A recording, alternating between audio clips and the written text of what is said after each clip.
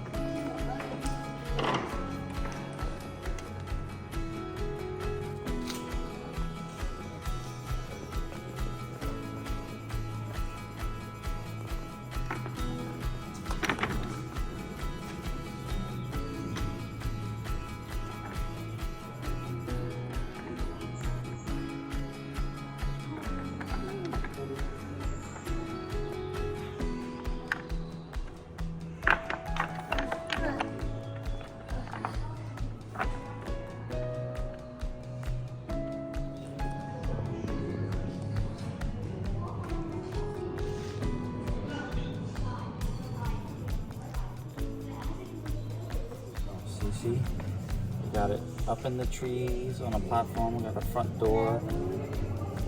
Wanna make a big tree house? Well, I'm trying to show mommy. We got the roof. Got the windows up here. Your beds are gonna be over here. See the back?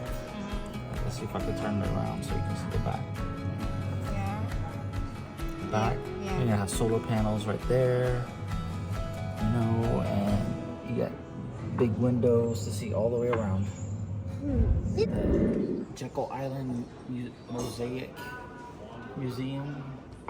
It's kind of a historical thing, and so we're just kind of hanging out. We're gonna wait for the trolley ride.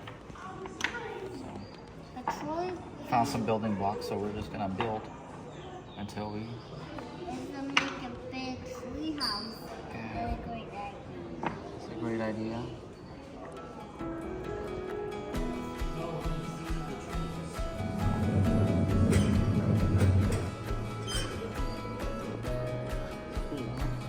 So the kids used to drive us.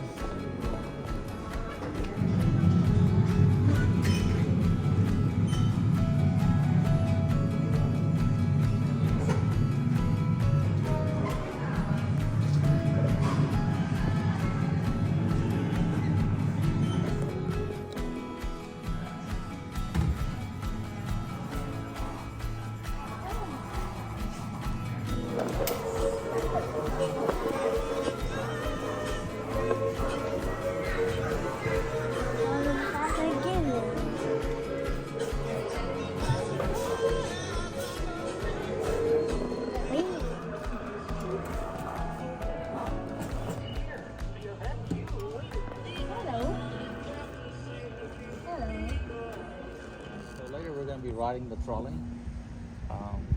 Yeah, and it included museum pass, and they're going to take us all through the downtown, historic downtown Jekyll Island. So we'll see that in a few minutes. It's in a big plane. I'll get a snack first. It's a long plane, Daddy. Yeah, it's a long train. Well, my name is Tim. We'll spend an hour together, 15 minutes of which will be in one of our cottages. I do have a few safety guidelines I need to emphasize.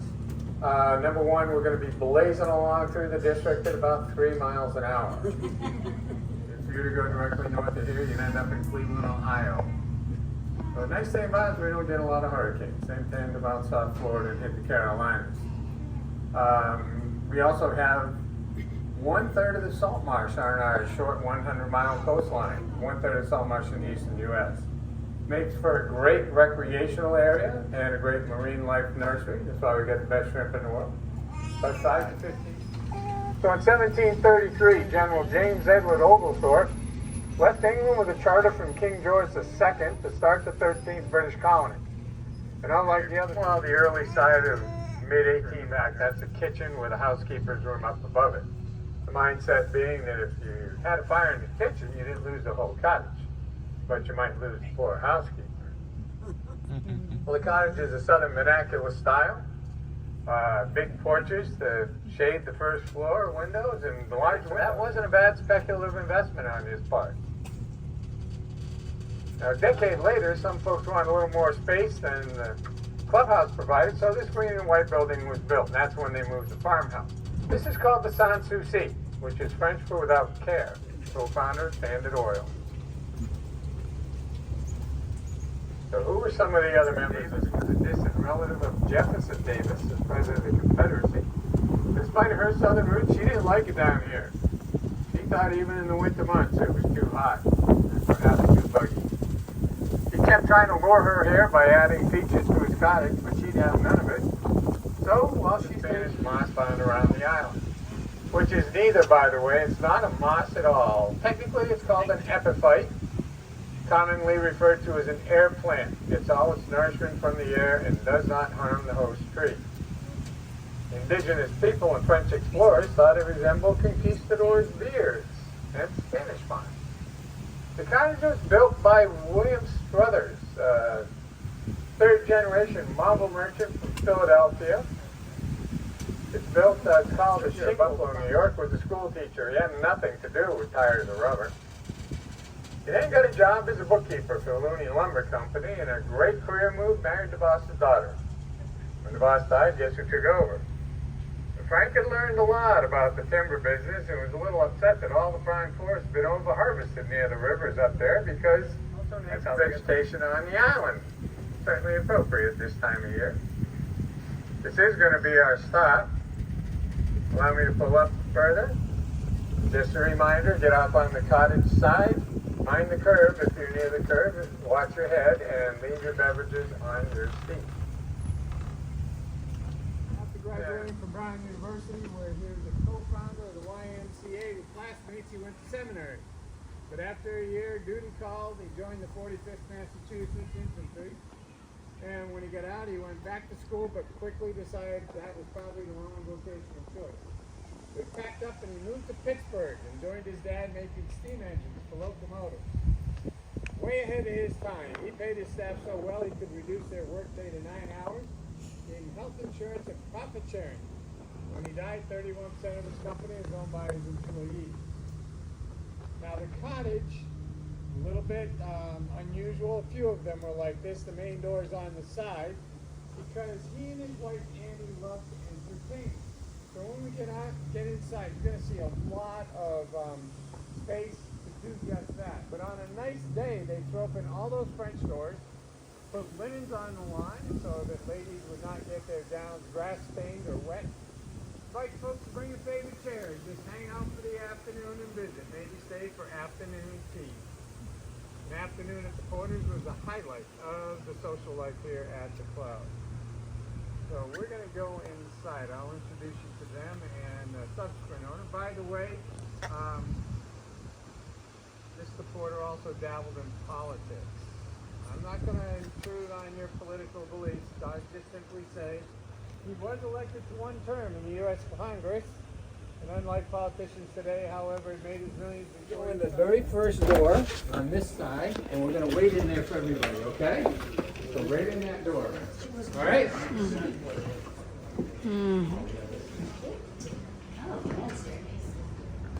Yeah, make a note of the family staircase. But I'm going to show you the servants there afterwards, and that's a bit different. Wow. And it would make sense they have the big French doors open and people in and out, relaxing on the lawn. So come on in here. Mr. and Mrs. Porter are here on the first poster on the left. And the other one is John and Dyson. They were the New York counterpart to the Marshall Field family in Chicago. They were family, the business part of the family. They were one of the very first to use storefront windows for holiday displays. And instead of displaying merchandise, a club and a motel where the 4-H camp is today. And the club was the Dolphin Club. It was a big stop. Ceiling paper is a reproduction of the original. It's a hand painting of the family space on the first floor of the cottage. Anything missing? Kitchen and dining room. Well, kitchen would actually be in the surface. Cool. I like that sink.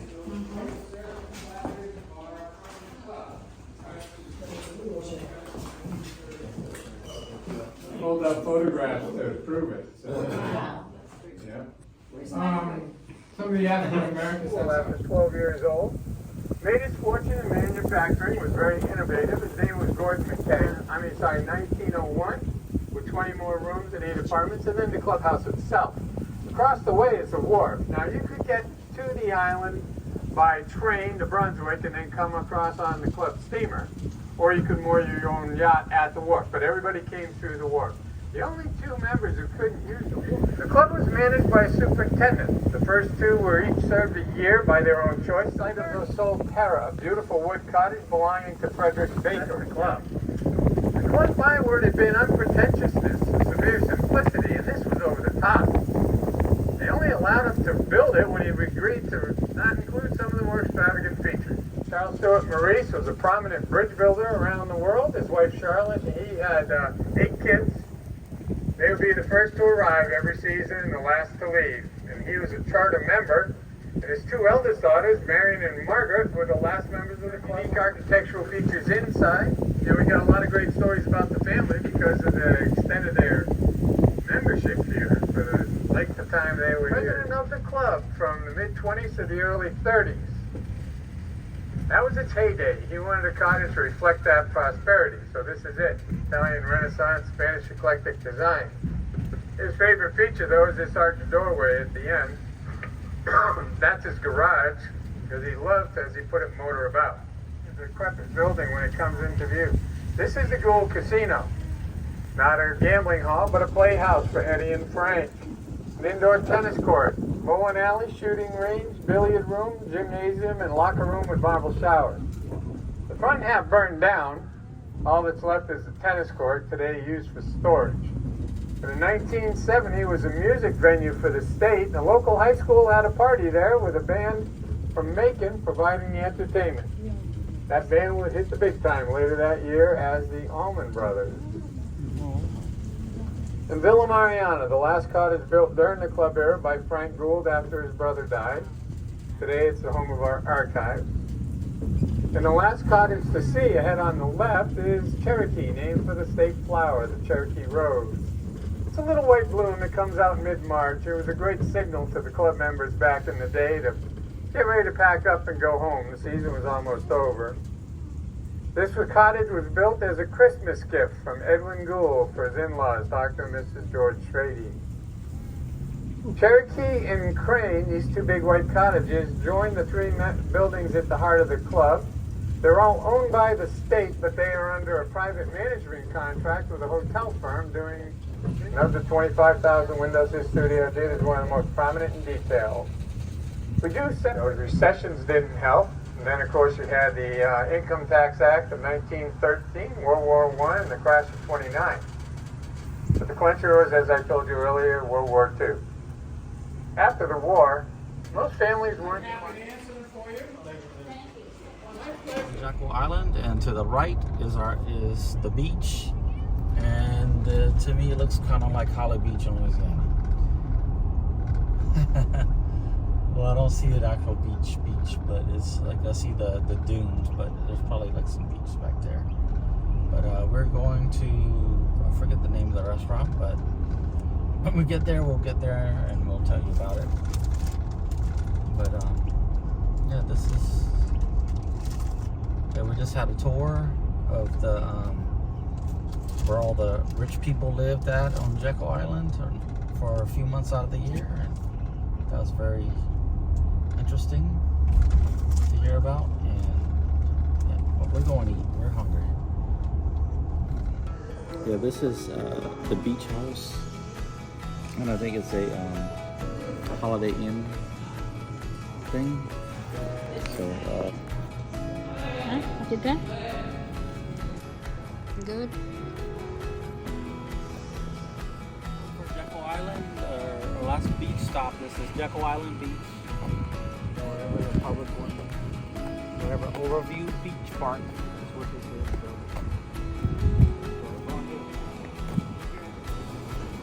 It's nice.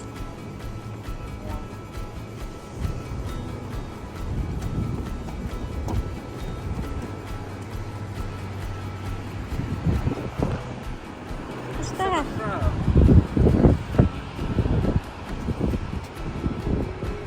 wonder if I can grafted into something.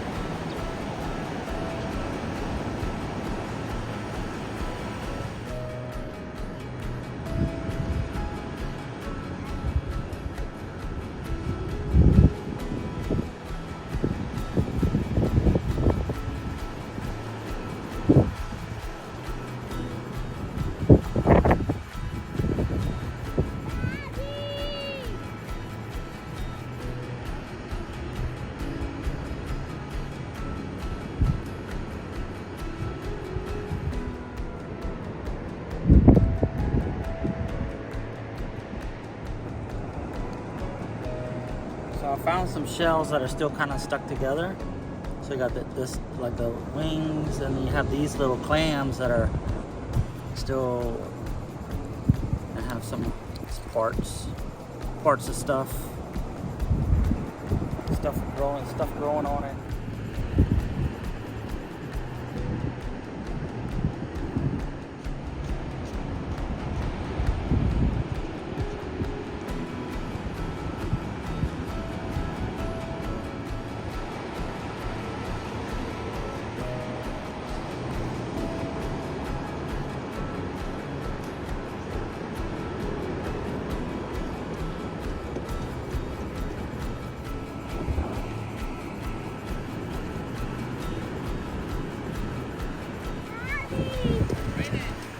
What's your bag? Oh, some cool stuff. So I got some driftwood, and if you look in my pile, I have a full be careful. I got a full sand dollar. I found it way out there. Really far away. Really far away. So we just left the beach as of just now. I found some driftwood and a sand dollar, some other shells, not worth anything, but it was a pretty neat time on there. It's especially here now in into November. This beach is like super smooth, and the sand is packed down hard like concrete almost. So it's pretty neat. I like it. It's Yes. a fun time. But I don't know if I would recommend the beach here For a summer vacation. for a summer vacation. I think this is nice, like during the fall, maybe early spring. Maybe winter. You know. There was this sign on the sandbar, and I kept walking to it, and it was like it would never end. Finally, I got to it, and then I looked back, and it's like where I came from was so close. I was like, there ain't no way. We didn't pass by all this.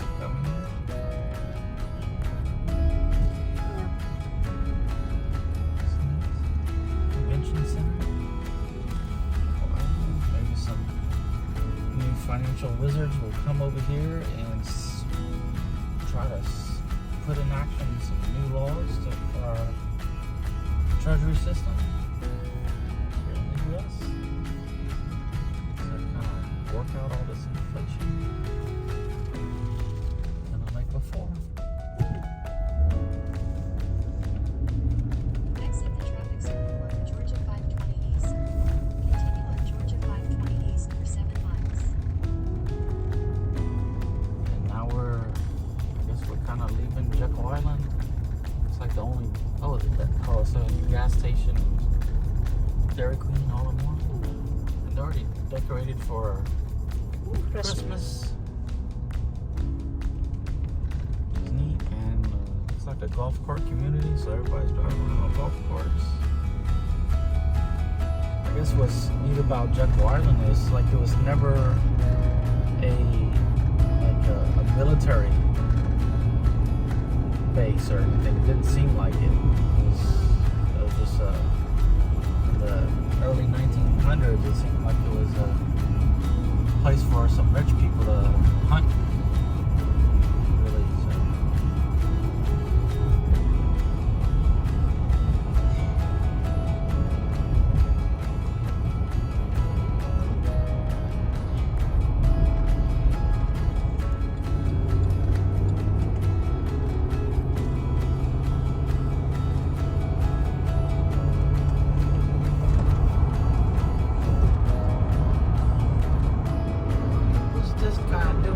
Up the bridge. Oh my goodness.